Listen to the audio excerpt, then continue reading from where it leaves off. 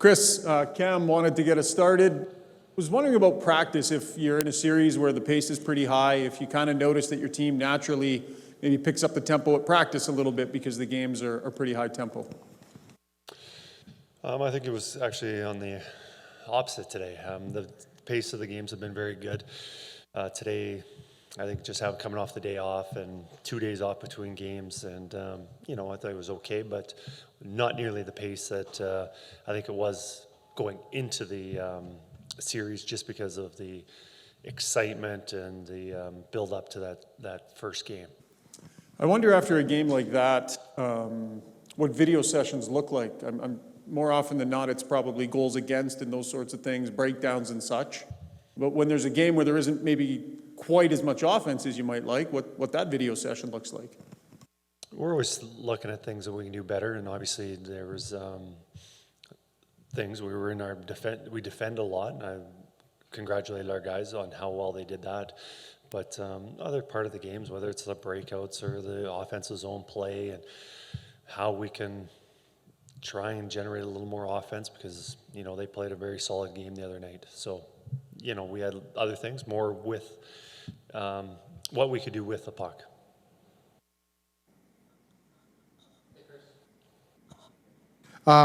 Very desperate team the other night in Game 4, I guess, expecting another desperate team. And they always say that the fourth game is always the toughest to win. Just want a thought on what you expect out of LA and how you manage, or how are you hoping to kind of counter that?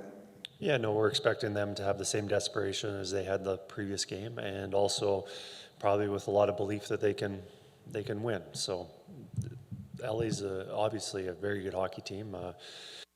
You look at the regular season, we had 2 regulation wins more than they did, and from the All-Star break on, they were in fact better than we were. They had the better record, so we're very happy that we're up 3-1, and it's going to be difficult to get that last victory because, like I said, they are a good hockey team. Kris, over here. Before you arrived this year, there's no secret that this team wasn't defending very well. I know you put that as a point of emphasis in terms of trying to come in and change that. I guess, what changes did you feel you, along with Mark Stewart and Paul Coffey, made, and when did you feel like this team really had a grasp on how to defend properly? Well, I think we have to look at how well Stu and Calvin have played. That obviously, whenever a team's playing well defensively, the goaltenders have to get recognition. Also, I think we addressed some things. Biggest thing also was probably goaltending. The other one was a penalty kill. Mark has done an outstanding job with that. And there's some other things that we wanted to improve on, defensive zone coverage, but mostly line rush defense. And, that's defensemen making reads, forwards working a little bit harder, coming back, those little things. But I don't know if there's ever a time that we said, oh, now we've got it. We're always working at it, because as soon as you think you've got it, the next day we're working on it again. Being outshot by 20 in Game 4, people could look at that and say, oh, that, they didn't defend, like they were lucky, or they maybe didn't defend super well. But did you feel like you did defend well, and that that game was always kind of in your grasp in terms of the way you want to defend? Well, defending, the shot totals on their favor was by far the most lopsided I've seen here. But for grade A scoring chances, that was one of the lower end, if not the lowest, that we'd given up throughout the year. They did have some looks, they did have some good chances, but overall I thought we did defend well. But they did a great job too defending, and they limited us our opportunities. So, I'd like to spend some more time in the offensive zone, and if we can break the puck out, make better passes, we won't have to defend as much as we did the other night. Kris, Vinny Desharnais, what has impressed you about his game so much? Well, Vinny's, for a big guy, he skates very well. He moves around the ice. He covers a lot of area with his skating, but also with his reach. He's got a long reach. He breaks up a lot of plays. And then also he's not afraid to get physical. He likes playing the body and getting in the way. And then also just commitment to blocking shots, whether that's 5-on-5, but especially on the penalty kill. I don't know where he ranks among the league on block shots, but I would assume he's very high on that list.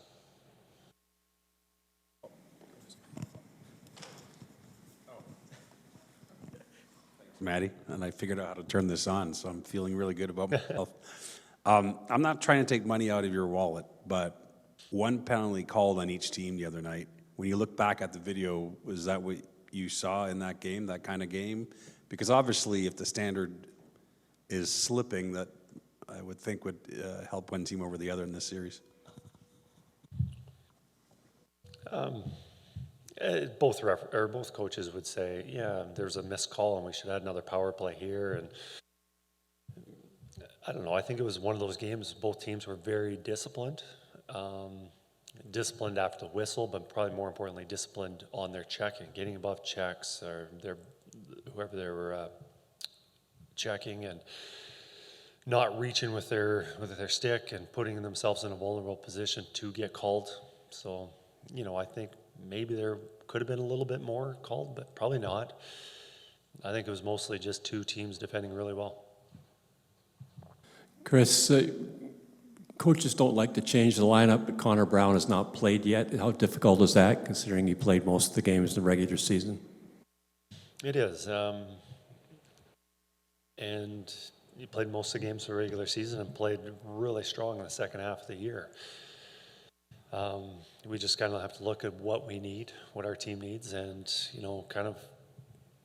it's really difficult. And, part of that reason was we had Dylan Holloway come in and play so well for us, and, positional needs, and, one other thing that Connor does really well is on the penalty kill. Well, we do have the luxury of having a lot of good penalty killers on our team. So there's going to be time to come in, whether our team doesn't play well and we need a jolt or some kind of fresh energy, or there's going to be an injury that we'll be seeing him, I'm sure, sooner than later. One last question on Cody Ceci. A lot of fans don't appreciate what he does, but you play him 22 minutes a game. So what do you like about Cody Ceci that the fans look at him and go, what does he really bring? Just solid, consistent.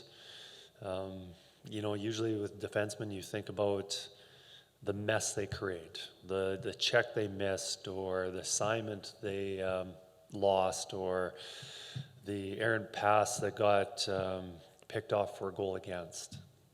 He avoids all those stuff. And, you think about a defenseman, you want him rushing the puck up the ice and, undressing a forward at the offensive zone blue line and doing those kind of things. Well, he doesn't do that very much, but he is rock solid. And usually you want your defenseman not making mistakes and making the simple play. And, he's done a pretty good job at that. And, you think about you wanting more, but, I saw the stat about the goals for. I believe he, at a certain period of time, month and a half, he had the same amount of even strength goals as Kucherov. So, people want more from him, but he can, obviously he was providing quite a bit of offense. Thank you. Good afternoon, Kris. When it comes to Evan Bouchard, of course, when he's putting up numbers that only Paul Coffey has done in franchise history, we typically gravitate towards the offense, but especially in LA, his body positioning and his ability to time his stick checks and kind of kickstart that transition, how valuable of an asset has the growth in his defensive game been for this team? Yeah, we rely on him quite a bit, and he's not one of our key penalty killers, but when Desi or Cease are in the penalty box, we use him in that role, and he's pretty good at that. And playing against other teams' top lines, we trust him to do that. And I know he gets often looked at, he's an offensive guy, and the weakness is his defensive play, but it's not. He defends a little bit different than Vinny does. A little less body, but a little more stick and being in the right position. And also, probably the best defenders are the ones who don't have to defend because they move the puck out of the zone well. They transport it, get it into the forward's hands. And, he's one of the best in the leagues for doing that. And also after game 2, Stuart Skinner was very accountable and owned up to, his lack of play for his words that he used post game. And then he kind of comes back and turns in a couple of great performances in LA. And part of that post game presser, he said, "I wish I feel this feeling a little bit more often down the stretch." As a head coach, when you hear a goaltender say that, what does that signify to you? Just he takes accountability, ownership, just whatever happens to him, he's able to roll with it and get focused. For a young player, he's able to get ready for the next shift or the next player, the next save in his situation. And just his demeanor just exudes confidence in the rest of the team.